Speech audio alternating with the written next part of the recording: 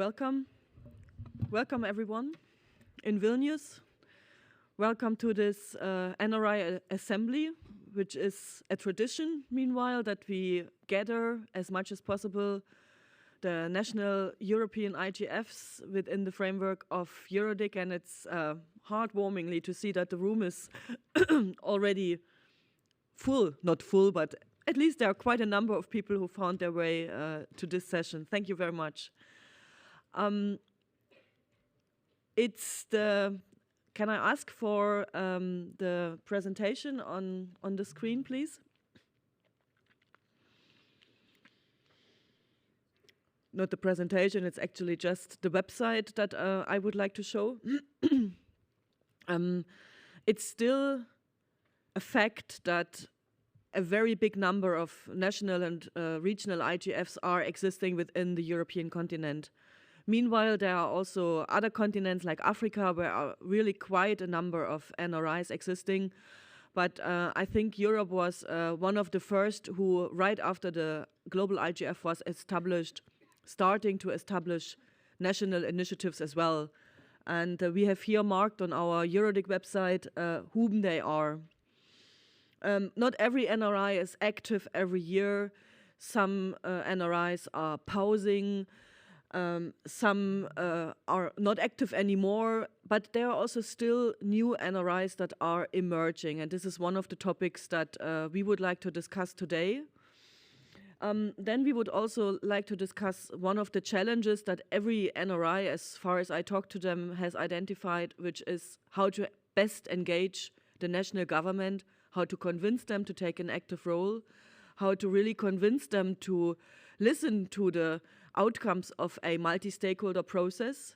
This is the second guiding question, and then we would also like to have a view on the global governance processes that are going on, just to mention WSIS process or GDC, where many NRIs have also contributed to this entire process. To the conduct of the session, I'm not super happy that we are here in an auditorium, but since we are at an old university, you have this kind of theater style. But I would like to encourage you to see this actually rather as a round table. We will have Isa, who has a microphone that she can throw into the rows, because we realized it's really difficult to get in and out to these rows, so I guess this microphone will help us a lot. But of course, we also have the two open mics that you can take the floor. And I encourage everyone to take the floor at any time. As soon as I see someone standing at this microphone or waving his hand and want to have the catch box, I would be happy to give the floor to you. Because also I have to save my voice a bit. I'm having a little bit of a throat issue. So I need my voice for the next 3 days. I really would like to limit my own speech. And then we also have Joao as the remote participation moderator. Joao has 2 lights here on the table whenever there is an intervention from online. Our panelists and I'm myself, we will get notified so that either the person online or can take the floor, and we can display them here on our video wand as well, or they can also forward a question that Joao is then kindly taking forward to the room.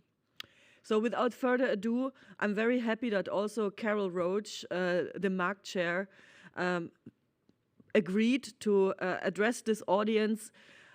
She said there might be a chance that she is online at that time, but since it's very early, or actually midnight in her time zone, she presented, or she sent a video message, which I would like to ask our technical team to play now, and then we enter right into the discussion.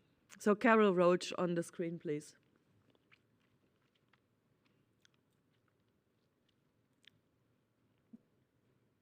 Distinguished participants, colleagues, ladies and gentlemen, it is my pleasure to provide remarks at the NRI Assembly of the European Dialogue on Internet Governance.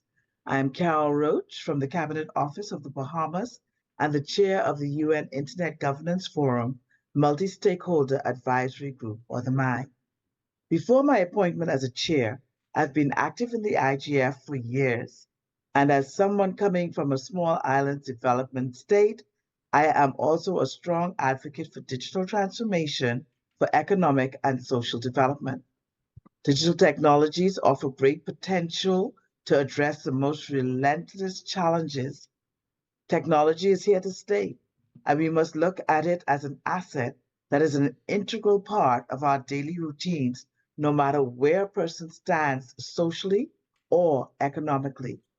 The IGF is an ecosystem with more than 170 organic and bottom-up national and regional IGF initiatives. This means that there's an IGF for nearly every country and region in the world that brings together diverse stakeholders addressing digital policies, issues at the local levels. Especially from a SIDS perspective, I can tell you that NRIs are true digital ecosystems that drive sustainable development.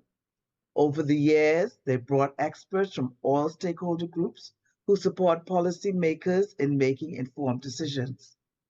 The establishment of NRIs was also elevated voices at global levels that would otherwise be kept unheard. For example, we noticed a considerable increase in participants from SIDS at the Global Forum who present outcomes or debate on issues emerging from their NRI discussions. With that, I warmly invite NRIs to take active participation in the upcoming 19th IGF, taking place this year from the 15th to 19th of December in Riyadh, Kingdom of Saudi Arabia, with the overarching theme, Building Our Multi-Stakeholder Digital Future, and the aim to further advance inclusion in the digital age. Take part in best practice exchanges and policy development, and contribute to the shaping of the Riyadh key messages. I wish you fruitful discussions. Thank you very much.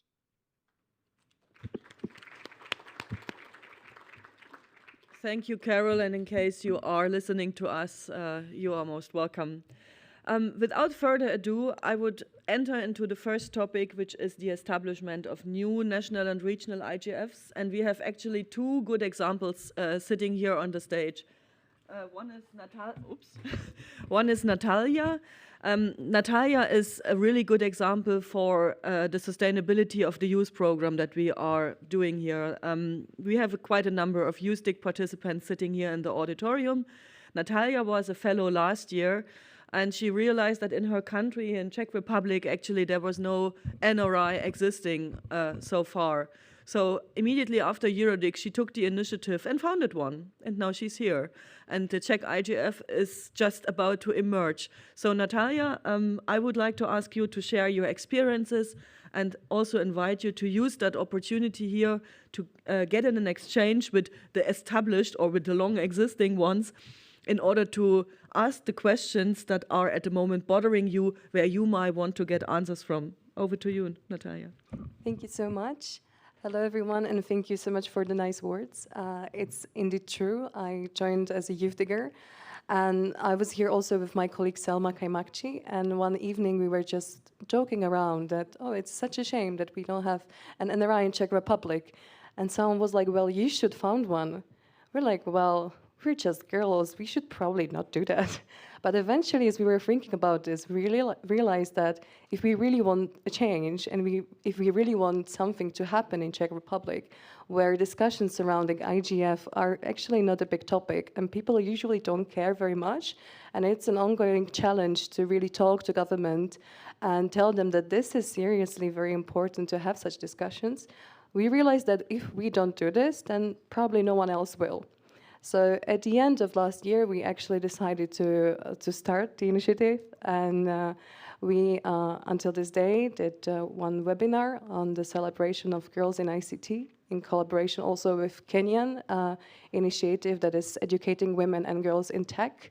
This one was very, very nice and inspiring, also to cross the borders between Czech Republic and Europe per se, with African region as well. And right now we're slowly preparing for our own first national event. It should happen in September. And something that we have, and we're trying maybe to start with more educational way to tell not only the governmental sector, but also the civil society that, hey, we are here and listen to us, and maybe it's important to be involved in the global discussions, is something that we call the IGF Czechia Academy, which is focusing on educating people, educating kids as well in high schools, but also in elementary schools at the very late stage of the elementary school, so kids aged 14 to 15 years old, about how the internet is working. It means that we're currently doing some workshops, we're preparing some curriculums for them to make them understand that also having multi-stakeholder discussions can be very challenging, but it is very needed because we all have different values, different priorities, but also challenges that we're facing.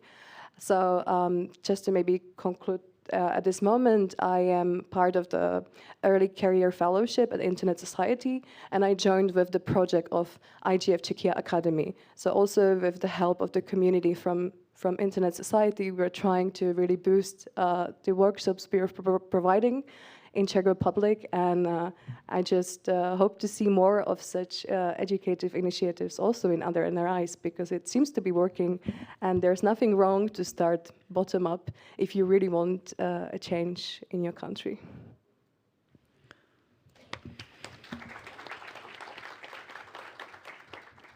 Thank you, Natalia. And as a second example, at least in Europe, I would like to invite Dekan. Dekan is from, you have to exchange the microphone, is from Ireland. Am I remembering right, you are policy senior staff at the national top-level domain, right?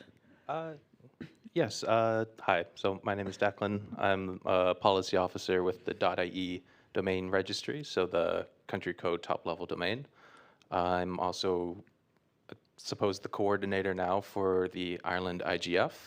It is in a very preliminary stages, so it's nice to hear about an initiative more advanced along their stages, but it's in very much still in early planning stages. Right now, we do have a group of people that would want to be the organizing team.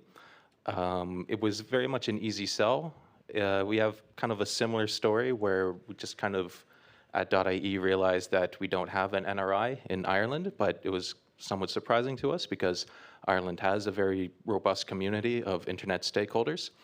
So I asked senior management if I could set out, organizing one or taking on that initiative, and they were very supportive. And then we've always had a very good relationship with our government department. The Department of Environment, Climate, and Communications. We have very good relationships with them. So I also threw the idea out to them, and they were also very supportive. And then just reaching out to very well-known figures in the internet community in Ireland, everyone was very supportive. So this was very reassuring that it was able to get momentum, and there was, a lot of buy-in, I suppose, or at least interest. So where we are now is we were able to meet last month in May, and we were able to discuss sort of a high-level approach of what we would want the Ireland IGF to take. So we are planning for an inaugural event early next year, as well as sort of a launch or kickoff event later on this year. And yeah, we're in the process of formalizing a terms of reference for the organizing team, as well as laying out sort of like that government's framework for how the organizing team would operate. And then I think once it's a little more formalized and endorsed, then we can start getting into the real event planning and logistics. But yeah, that's where we are at right now. So thank you very much. And of course, we wish you all the best for your initiatives, but I would like to ask you, do you have any particular concerns, questions, challenges that you are at the moment dealing with that you would like to bring into this round where others maybe from the established ones can give good advice or share best practice? If anyone has a very good advice on how to get money, I would be very happy for that one, because this seems to be the biggest ongoing challenge, finding sources and people we can rely on to really make a good event. We're actually right now still deciding whether our first event should be fully online, also for the sake of bringing more people in, not to let them fly to Prague or wherever in Czech Republic. But then if we make it in person, on site, then there's going to be many expenses we have to cover, and to really make the event count, we need good sponsors we can rely on. So this is a challenge. If you have any tips, I would be very happy to know how you did it. Thank you. And I see there is already a hand raised from the audience. So Luisa, I would ask to catch, or Nigel, since you are speaking later on anyway, maybe you make it to the stage? Or whatever you prefer. You prefer the microphone. Yes. You have to speak into the top of the blue box.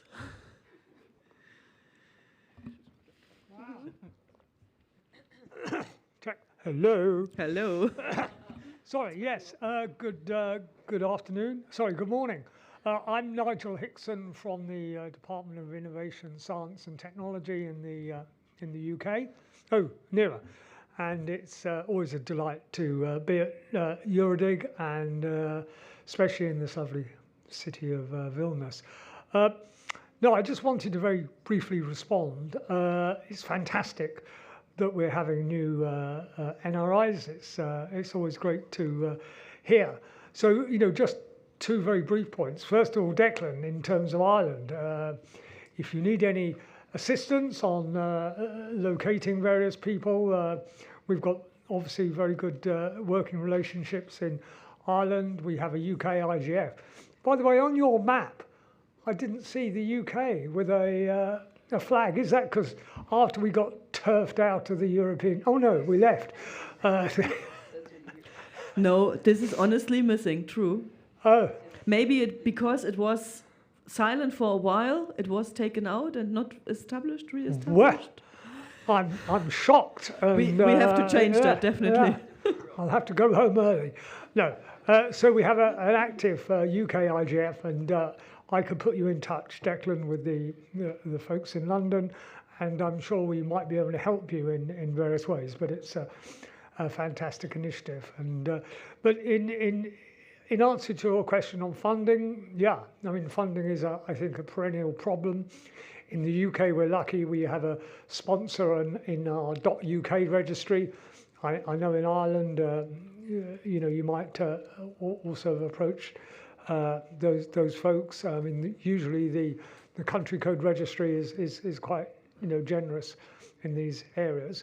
But there's also funding from the IGFSA. So this is the Internet Governance Forum Supporters Association, and I've got some leaflets which I'll try and remember to bring tomorrow and give out. The IGFSA gives grants every year to, tens and tens of national, regional and youth initiatives. So that is one way of getting some funding. Thanks. Thank you, Nigel.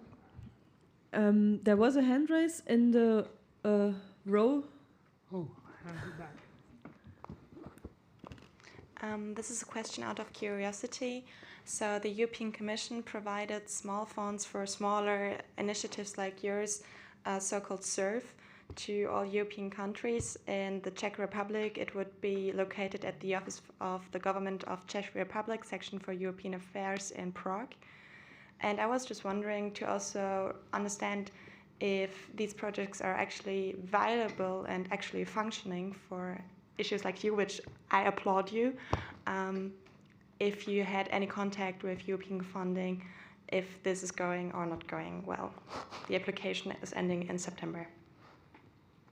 Thank you for the question. I was not deciding or even questioning this specific one, but I reached out to several members of various ministries we have, and I was asking them what are our options, and they did not provide any specific recommendations. So I'm just wondering that maybe if this would be a good fit, I would be worried or maybe surprised that they don't even know that this would be the option. But I don't know, there might be also some bureaucratical barriers that I'm just not aware of. Also, we've been around for just a few months now, so that might be also another way that we should also really make ourselves around this whole thing and figure out the best options, what to do. But also, we have an ITU focal point, the Internet Telecommunication Union focal point at the Ministry of Industry and Trade.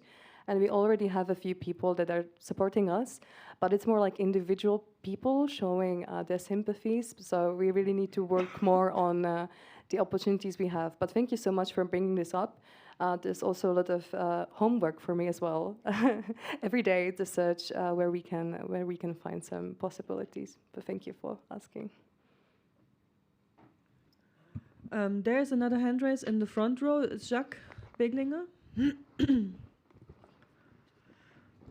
If you are brave, you could also throw the thing.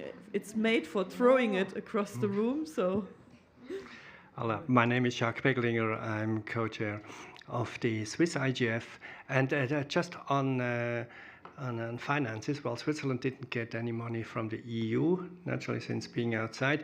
But ISOC has also a program where you may apply. It's not much, and it's an absolute horrible process until you get money out of it, but at least, well, every cent counts. But you may start there. Thank you so much. That sounds lovely. Anyone else who would? Yeah, please.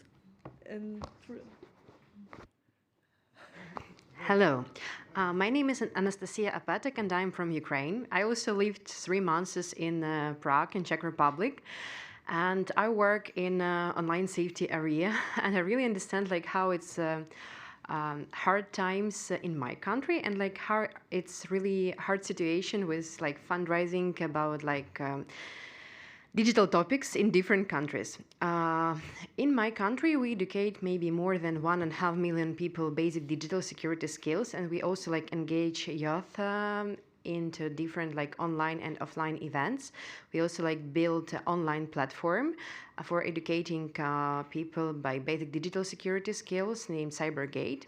And we start also like fundraise money with participants like Patreons. We launch some kind of Patreons, and we also start like fundraising campaign with our partners because like sometimes we can like apply for different grants with partners from different countries. Like maybe this year we talk with organizations, non-profit organizations also in different European countries, and I hope that we can build something bigger or like translate our materials or create offline events, because I understand it's really important in nowadays create offline events for cooperation, for discussing new challenges, for showing like what we are doing online, because sometimes I see like, okay, we can share like our platform, our education with different countries. Just please translate our materials, because like we record very nice video simulator games, like just translate it, because creating it really costs so much.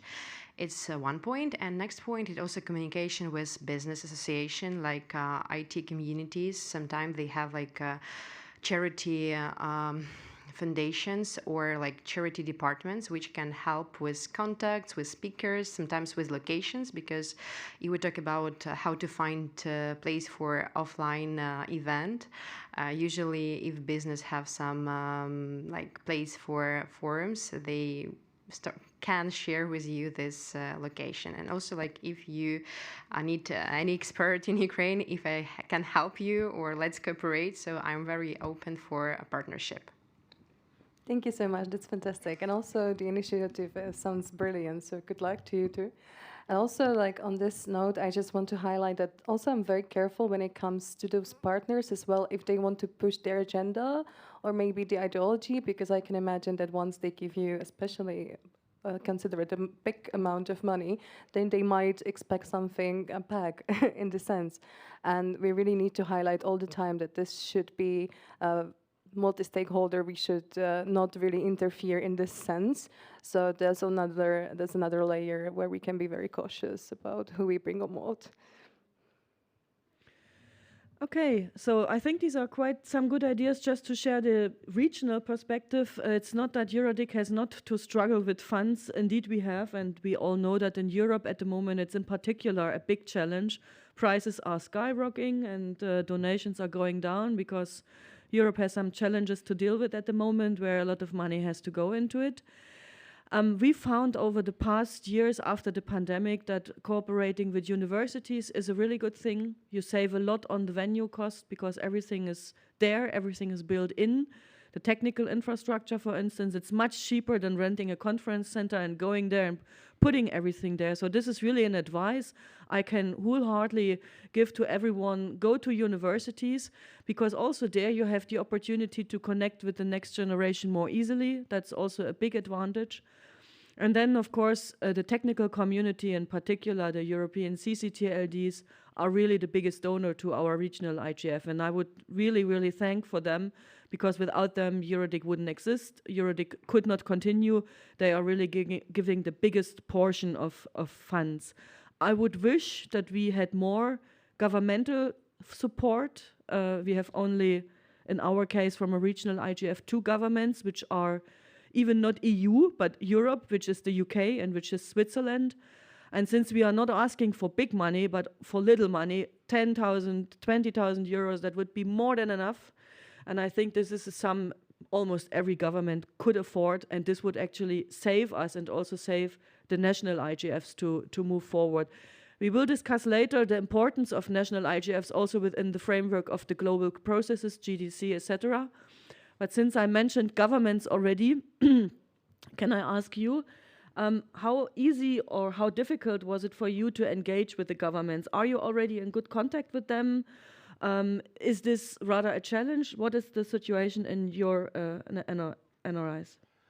So we had a pre-existing relationship with the main government department for communications in Ireland.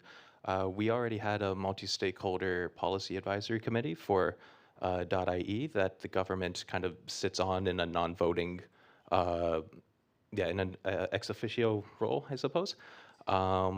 So yeah, we already had very good communication and relationship.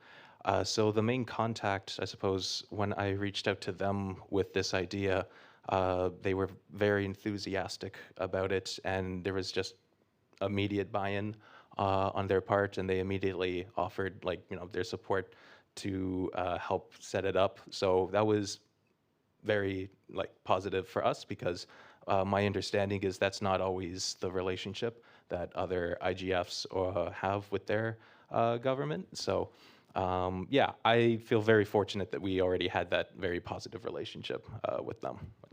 And how is it in Czech Republic? Well, it's still, I would say, in progress. So we have a few individual people from the various ministries that said that they really are our fans and they would like to engage with us more.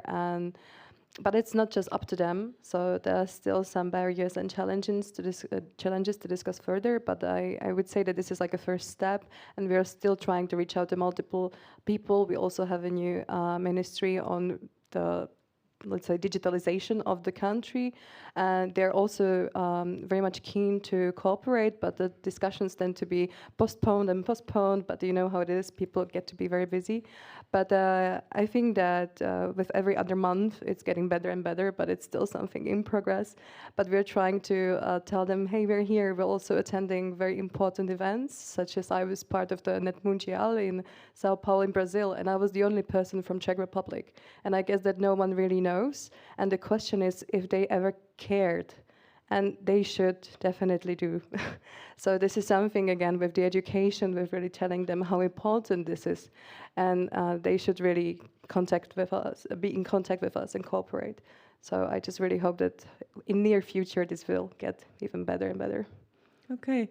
I know we have some governmental representatives in the room, and Nigel, for instance, is prepared to share his experience from a governmental point of view, why it is sometimes challenging for governments to engage. And I also know there are others, so I would encourage everyone to speak up who can bring something into this perspective? What are the challenges for the governmental side, and what can NRIs do in order to make it easier for them to engage and to participate? Nigel, where is the mic? Okay.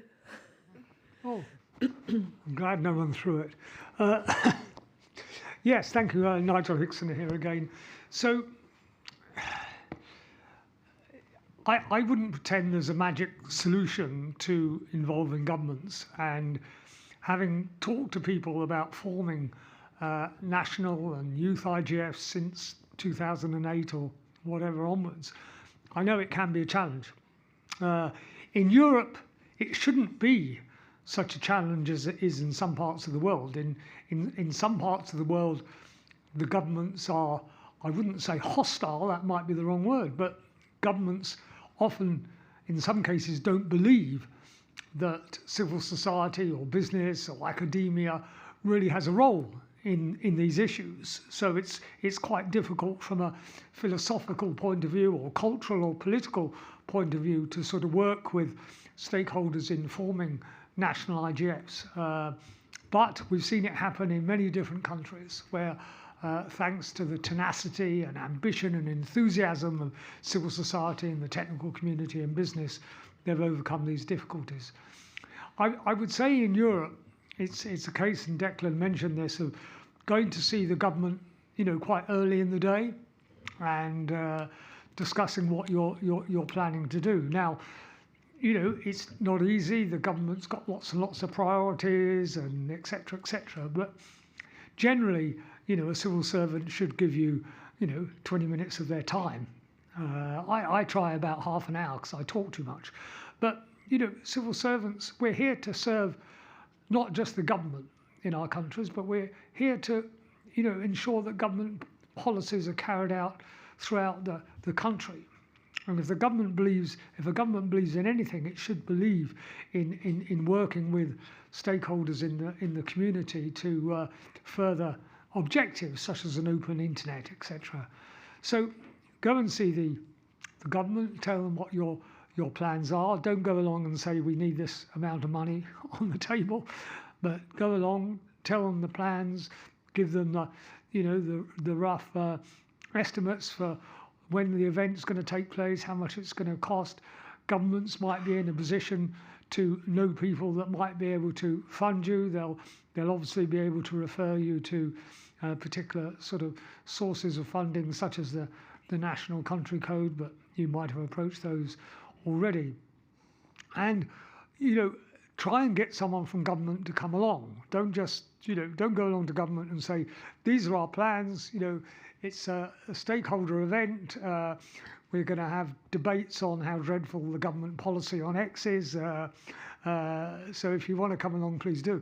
No, go to the government and say, these are our plans. These are the rough topics we're hoping to do. We'd love to have a government speaker. If a minister was available, that would be fantastic, but we'd love to have someone there. There'll be a drink afterwards. You always have to say to governments, there'll be a drink afterwards, because that's always, that's always necessary.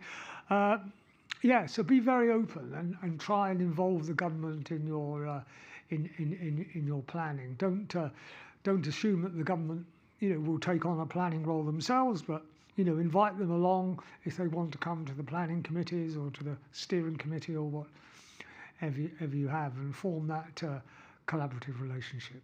And, thanks. Wonderful. Martha, before I give it to you, I give it to Bernadette, which is almost in the same row, and then Martha.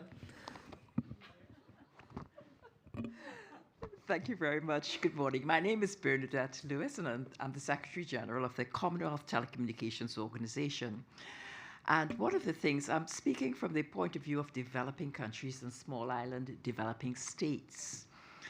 The resources, the human resources, are limited. So you may have a particular minister responsible for roads and maintenance and health. It could be as many as 13 different portfolios. And when you look at his staff, he may have 6 people, and that cannot work. So one of the things, so they're always very busy.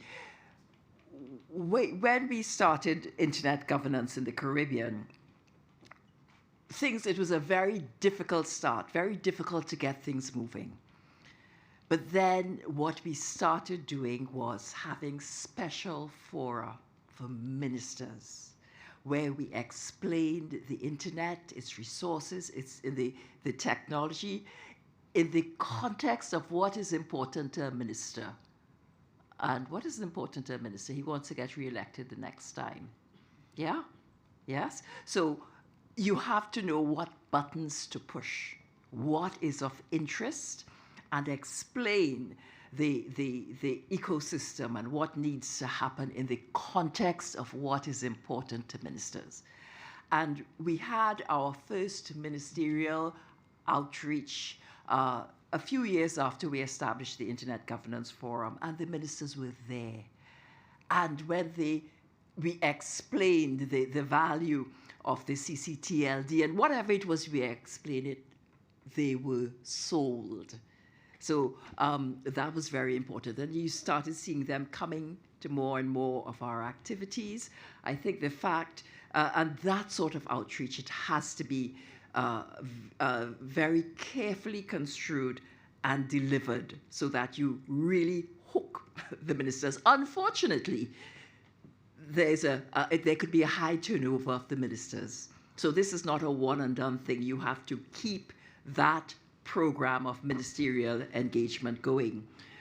We have had, as I think the gentleman from Sweden, I think he mentioned, a lot of support from ISOC and organizations, and in selling the importance, the value. You really, it's not a one message for everybody. You have to tailor the message so it hits the sweet spot in every agency that you engage with. One of the things we did was we held the Internet Governance Forum in association with other significant ICT events.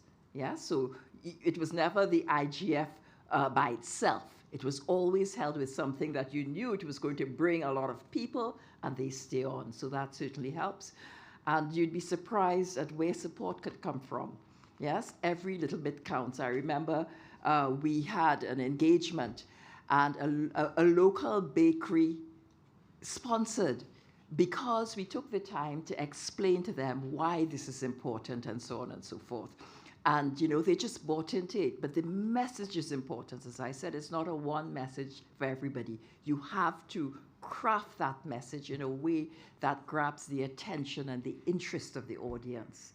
Yes? And I think, and we had a lot of funding from the NRIs in the region, ISOC, even Google, you know, because all of these things are very closely interrelated, but it's how you pitch it. Yes, and that's important. So the engaging the government may be challenging, but it's an ongoing process. It's not a one and done. Keep hitting, keeps pushing. Yes. I had a follow-up question actually to like your ministerial program. Do you find, like, it's very interesting to me, do you find that you're seeing like an actual like impact, like, are you finding that policymakers are perhaps more literate in internet governance, and is that like reflecting it at all in like legislation or policy? It's definitely happening. Okay. But as I said, you have to keep at it consistently, adjusting the message as the technology evolves. Yeah, so I was at the ICANN meeting, was that last week? I'm losing track. And they had a high-level government meeting. And the response was quite incredible. And speaking, there were a number of governments from the developing world, from the Caribbean, who were aware, having gone through that sort of discussion with the Caribbean Internet Governance Forum, who were there, present, asking questions, prepared to make adjustments to the legislation so that it goes forward. I think more and more the governments are seeing the importance of the internet, especially when you're talking about digital transformation. Yes? So, and that is the buzzword, I suppose, now. That is how you pitch your message, the fact that the internet is an essential part of that digital transformation ecosystem. Thank you. I see you. Amazing speaking with a box. Okay, so first, congratulations for your initiatives and all the success. And if I can say it, be brave and let your voice be heard in your country. So that's the first step. If I can share my experience, well, first, my name is Marta Dias, and I'm from .pt, the Portuguese CCTLD, and we are one of the Portuguese organizers of our national initiative. So we do have an experience of more than 10 years organizing the national initiative, and since the beginning it was very difficult to engage with our government. It was difficult not only because when we approached them, the first thing that we want together was, of course, having some financial support. It's the same problem around all the NRIs, of course. And well, they did say no, we don't have funds to give you, so we cannot help with funds. But more than that, we want to approach them in order to get them involved mostly with the technical community, with the civil society. And first they said, well, that kind of themes are not so interested. In the top of our agenda, we do have other priorities. But since 2010, we've been increasing all the relation with our government, and nowadays we do have the Cybersecurity Authority involved, the National Communication Authority involved, people from the Ministry of Science and Technology, and our next initiative will be in November. And we do know that we do have other departments mainly involved with the digital issues in the country that want to gather the initiative. So it's, of course, an ongoing process, and we need to approach our governments saying to them that our outcomes will be valuable. So it's mandatory to show them that we can do something, that the multi-stakeholder model functioning, it's important to them and to us. So it's like a win-win relationship. So in my perspective, it is very important to have the government involved, but of course it is an ongoing process. And all the success for you guys. Thank you. Marta, now you have to be really brave and throw the box to the gentleman in the back. I can try to do it. Come on, are you ready for it?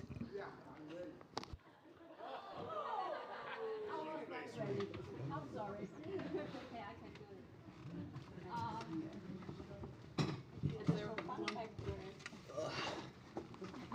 Thank you. We have to practice a bit with this thing. Thank you. I think we are here both in the sport class too. First, my name is Chen Chongshu from NCC Taiwan.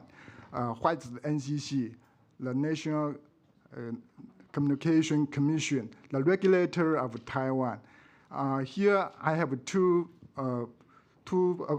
sides of opinion about today's topic. First, regarding the funding about the activity you want to develop, I think the ICANN system is one solution.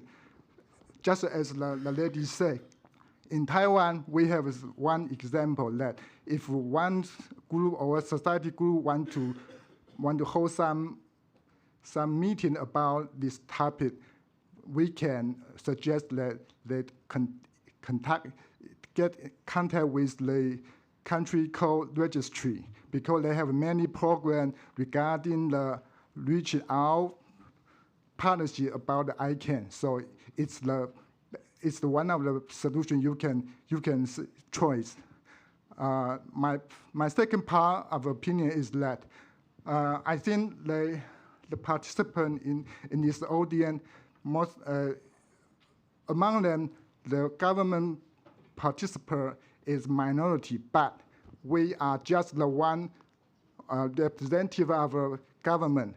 In fact, in Taiwan next year, we will hold APGIF, Asia Pacific GIF. So we want everybody here can attend our APGIF next year. So it's a win-win.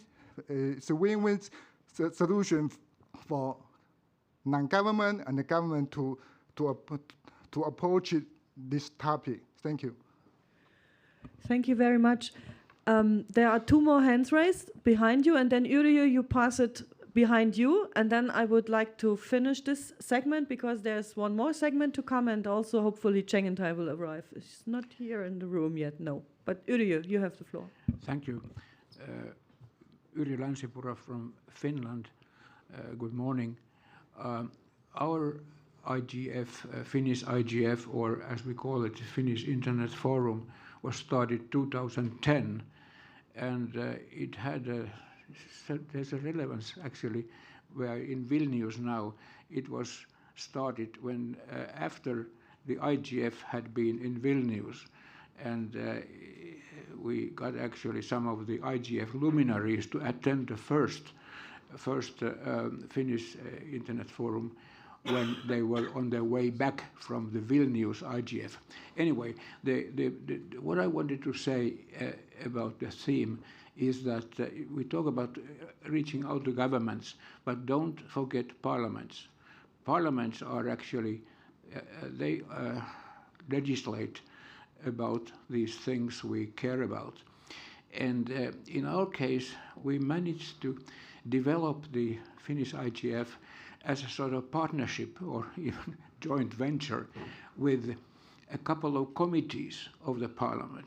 The committee, of course, the transport and communication, but even more important, there happens to be a committee for the future in the Finnish parliament. And I know that in some parliaments in the world, there are similar committees which are actually like internal think tanks for the parliament, and not so much charged with the day-to-day legislation. But anyway, this enables, I mean, when you have the committee, parliamentary committee as a co-organizer, that guarantees that you have people there from the parliament and from their staff who listen. And also it's a wonderful opportunity for other stakeholders to actually to put their point directly to the parliamentarians. So, thank you.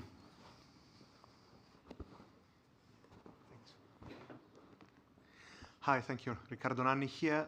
I'd like to make a couple of points and share also my experience. I participate in Italy in the IGF and also the Youth IGF.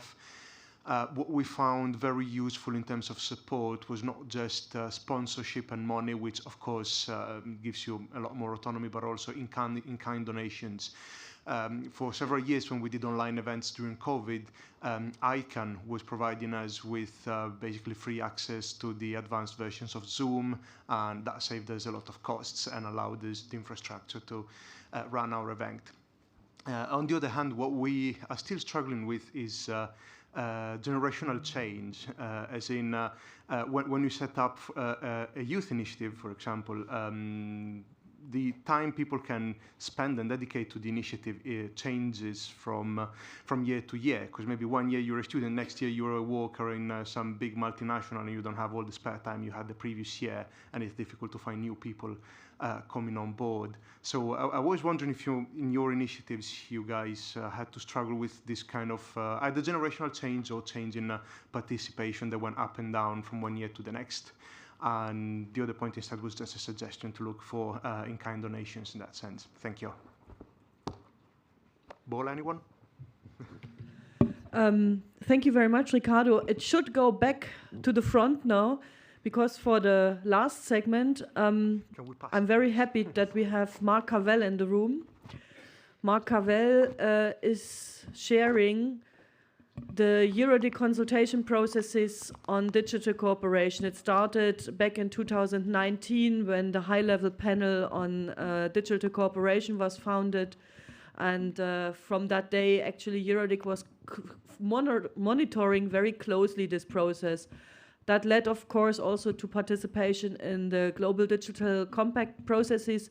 And the questions that we have formulated in our session outline are basically on top of the agenda of the GDC process. And Mark can give us an update on where they are and what kind of role NRIs play into the strategic thinking of the GDC. Mark, please. Yes, thank you, Sandra, and good morning, everybody. I'm a former UK government official. I'm now a free agent. And just quickly on government participation. As a government policymaker, I was a member of the steering committee of the UK IGF. And that provided a tangible link to ministers, because I was advising ministers and the policy-making teams, for example, on online safety. When ministers were thinking they wanted to introduce legislation on that, we used the UK IGF as a channel really to explain what the government's thinking was and the direction of its policy to intervene in the whole area of content regulation. So that's a way of engaging governments. I just cite that as an example. Now, with regard to the GDC, as Sandra explained, I have been following this on behalf of EuroDIG, the whole GDC process, going right back really to 2019, when there was this high-level panel on digital cooperation. And that eventually led to the Secretary General of the UN producing a report, a common agenda, which set out the intention to formulate the Global Digital Compact and what the aim of that was, to improve digital cooperation, to accelerate sustainable development through digital and so on. So it was important, we felt, within the EuroDIG community to track what was going on, to cascade to stakeholders the direction of the UN in that whole area at a time of great evolving complexity of governance initiatives relating to digital policy and internet governance. So it was important for us to provide that opportunity for stakeholders to react, to express their views of what was happening in the UN, and to take part in the consultations and to respond as a European community of stakeholders to those processes. So that's what I've been doing on behalf of EuroDIG, and we've had webinars and we've consulted on specific proposals, and I've represented EuroDIG in the recent consultations over the last year or so by the co-facilitators in the UN in New York, the ambassadors for Sweden and Zambia, on the evolving text of the compact. And it was clear from the first draft that there was no recognition at all of what was happening at the national and regional level in terms of multi-stakeholder process, the NRIs, which is now, what is it, about 170 initiatives?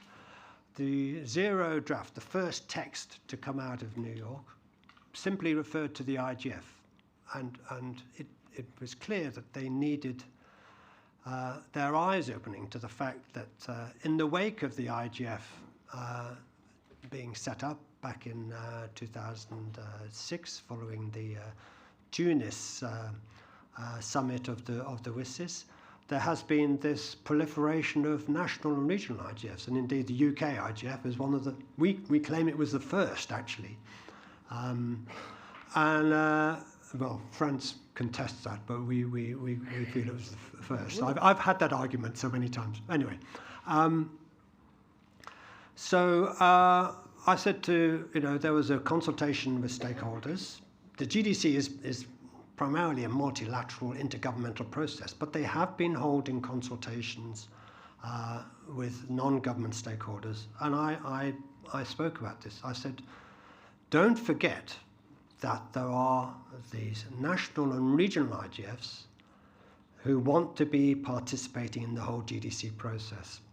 And there's no acknowledgement of that in any of the GDC text, and no reference to that in any of the discussions in New York. So I'm glad to say the second version of the text of the Global Digital Compact does refer to the IGF and its national and regional networks, i.e. the NRIs. So we've got recognition there of the NRIs, and I hope all of the NRIs will seize the opportunity really to engage in further consultations, which are now in their final phase before the Summit of the Future in September. There's a new draft expected later this week, the third draft of the Global Digital Compact, and there will be the opportunity for stakeholders to comment on that on Friday. If you go to the Global Digital Compact website, you can get the link to register to speak and to participate in the Friday session for non-government stakeholders. And of course, it doesn't stop in September with the summit. There is the implementation phase, the follow-up, and there's a lot of proposals in the text of the compact for various UN entities to have a role, and also the WSIS Forum and the Global IGF. But of course, again, I would strongly argue that the national and regional IGFs also have a place in the follow-up. So we should be looking out for opportunities to explain that, and then to consult that through your national initiatives and through EuroDIG, what it is that we can do as communities of stakeholders through our multi-stakeholder fora to engage in the follow-up to the compact. So that's basically where we are. We'll hear a bit more about this later this morning when we have the session on global processes here in the auditorium at 11:30 onwards. So that's where we are. Anyway, that's who should I throw this to now? Keep it for the moment, please. But thank you very much, not only for sharing this process, also for giving this update. And as Mark said, there will be an ongoing discussion in the next session, and then also in the WSIS consultation, and even the opening plenary will deal with the global digital processes that are underway at the moment. So if you're interested in that, the main auditorium is your place for today. I have seen Chengentai has arrived meanwhile, and also Anya is following us online. So Chengentai, I would like to ask you to come down to the stage already, but I would not miss that opportunity to also welcome Anya and ask her to say a few words to the NRIs before Chengentai gives the update on the global IGF that is currently prepared. Anya is the lady who is herding the cats of NRI on a global level. That's really a challenging job, and I must admire how well you are doing this. So Anya, please say a few words. Thank you very much, Sandra, and good morning to everyone from Geneva. I am sorry that I can't be with you in person, just because I know how EuroDIG is also a lot of fun, on the margins of the meeting, in addition to these valuable discussions. But I'm very grateful, as I'm sure everyone, to be able to participate online as equal and to learn from all of you. I want to thank all the colleagues for wonderful inputs and sharing knowledge so far. It's always such a learning opportunity from working with the NRIs, and EuroDIG NRI's Assembly is one really special form of ways of engaging with the NRIs. It was so wonderful to hear from colleagues who are not coming from the region per se, such as, for example, colleagues from the APR IGF community or colleagues from the Caribbean IGF. I see online colleagues from Japan, for example, a number of colleagues coming from the African community. So I think that's such an additional layer of value for the NRIs, that we are supporting each other, and the fact that we are holding national or regional IGF processes does not mean working in silo just specifically with the community from the region, but also working internationally and globally. I'm glad Chengetai made it from the other session, so I will not be speaking about the Riyadh session, and I will be very brief just to say 2-3 lines about the value of the NRI's work this year. As you know, we started ambitiously this year in January with bottom-up consultations to understand what the network collectively wishes to achieve. And we are already halfway through with working on a couple of objectives of the network's interest, which is, for example, to prepare the NRI's main session for the IGF in Riyadh, focused on the evolution of the multi-stakeholder model in light of all these important processes that are, as he called himself, free agent. Mark just nicely explained. There are also 3 other collaborative sessions which are thematic, tackling issues which are of global importance, such as disinformation, digital inclusion, artificial intelligence. And of course, we'll have a session which is something like this assembly, similar, related to the NRI's coordination session, where we will be learning about the sustainability of the network and also what is our journey post-2025 after the WSIS Plus 20 review, and of course, after all these decisions that hopefully will be positive for the NRIs emerging from the September consultations and negotiations on the Global Digital Compact. So with that, thank you very much once again, and back to you, Sandra and Chengetai. Thank you very much, Anya, and thank you for joining us. You're perfectly visible here on the big screen. It's quite impressive. So without further ado, Chengetai, you have the last word. Over to you. Thank you very much. Thank you very much, Sandra, for inviting me, and I'm so sorry that I couldn't be here for the whole session. I had another competing session, but I will be here for other NRI and youth sessions. And also thank you to Anya. She is the true force at the Secretariat behind the NRI network. And also she wrote these points that I'm about to say. So thank you. And thank you for giving me this opportunity.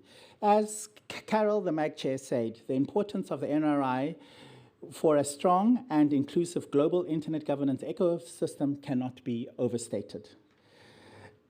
Continuous growth of the NRI, both in quality and quantity, is one of the greatest indicators of success of the IGF model and good digital governance and its sustainability. And I would also like to commend the EuroDIG. It is really one of the examples that we do give to people when they want to start an NRI or a regional. It's really great work, Sandra. You've been doing a really great job. Thank you. I thank the NRIs in the network for working collectively on enriching the IGF program. Through your sessions, you bring local specificities critical for good understanding of global digital governance. I am sure the 5 sessions you are preparing for the upcoming 19th annual IGF meeting in Riyadh will confirm this as well. The issue you adopted for this year cannot be more important. The governance of new and emerging tech, digital inclusion, and mis- and disinformation. In addition, your main sessions reflects one of the most important processes the global community has been focused on, the evolution of the multi-stakeholder model in light of the WSIS Plus 20 review and the implications of the Global Digital Compact. I invite you to continue supporting the IGF, starting from actively participating in the 19th annual IGF meeting in Riyadh from the 15th to the 19th of December 2024. A lot of work is waiting for us in Riyadh, developing around the overarching theme, building a multi-stakeholder digital future. The main program themes are harnessing innovation and balancing risks in the digital space, enhancing the digital contribution to peace, development, and sustainability, advancing human rights and inclusion in the digital age. And the final one is improving digital governance for the internet we want. In addition to Riyadh preparations, the intersessional work has been developing well, thanks to the work of many of you. This includes a work of over 30 dynamic coalitions, best practice forums on cybersecurity, and policy networks on internet fragmentation, meaningful access, and internet fragmentation. There is ongoing strategic work on developing capacity for and with legislators and the judiciary, as well as work with youth to understand how they use generative AI, which is a very big topic this year and last year as well, where they see the gaps and how these could be closed. Later today, we are launching the youth track with the very first capacity development workshop focused on AI-generated political deepfakes here at EuroDIG at 2:30 in workshop room 1, which is upstairs. I found out that this morning when I was going around. And I hope you can join us. Thank you, and I look forward to connecting with you all over the next 3 days. Yes, I'll be around here. Please feel free to approach me. We can discuss anything you would like about internet governance and beyond. So thank you very much. Thank you, Sandra. Thank you very much, Sengentai. Thank you all for your active participation. It was my pleasure to be your moderator, and I'm looking forward to the rest of the 3 days.